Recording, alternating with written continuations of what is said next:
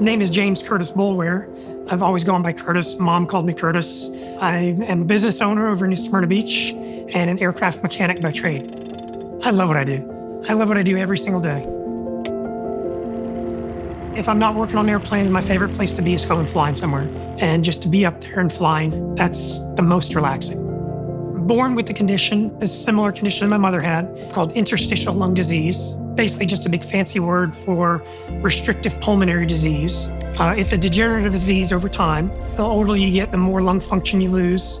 My mother passed away very young. She passed away at 50, and I'm 46. So the future was coming pretty quick for me. And my daughter, Katie, she was born with my same condition, but she was far more advanced than I was already. So by the age of 10, we were already looking at lung transplant possibility for her. We had gotten her to a good spot where we thought transplant would be viable. So we were scheduled to go up to UNC Chapel Hill to do transplant evaluation again at 10. Unfortunately, literally a week before we were supposed to go, she got the flu, and then a Aspergillus fungal infection popped up in her lungs and kind of overwhelmed her. And they put her on some high flow oxygen and recovered her. And then from there, it was just kind of a snowball effect, and she started falling into pulmonary failure. Originally, we thought ECMO was going to buy us time to clear infections and to get to a transplant center. But it turns out ECMO was just to get Katie back for a little while and to be able to say goodbye.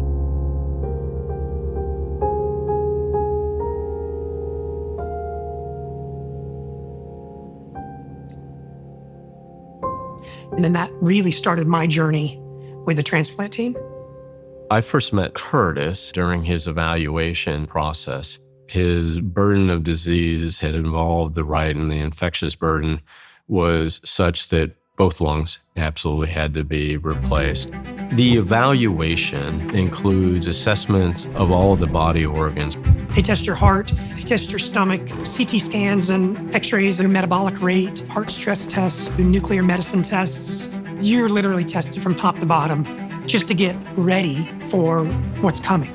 The duration of the evaluation can stretch into weeks and months. Ideally, it should be in the 3 to 4 days with the goal of trying to decrease it to 1 to 2 if possible. You get put on the waiting list, the donor list, and then you get categorized by a score. And then what's coming is a phone call from your coordinator. And your coordinator's gonna say, I think we've got a set for you, be at the hospital at X amount of time. So Labor Day, my coordinator called and said, the donor's a go, everything's perfect. We'll see you when you're through with the OR.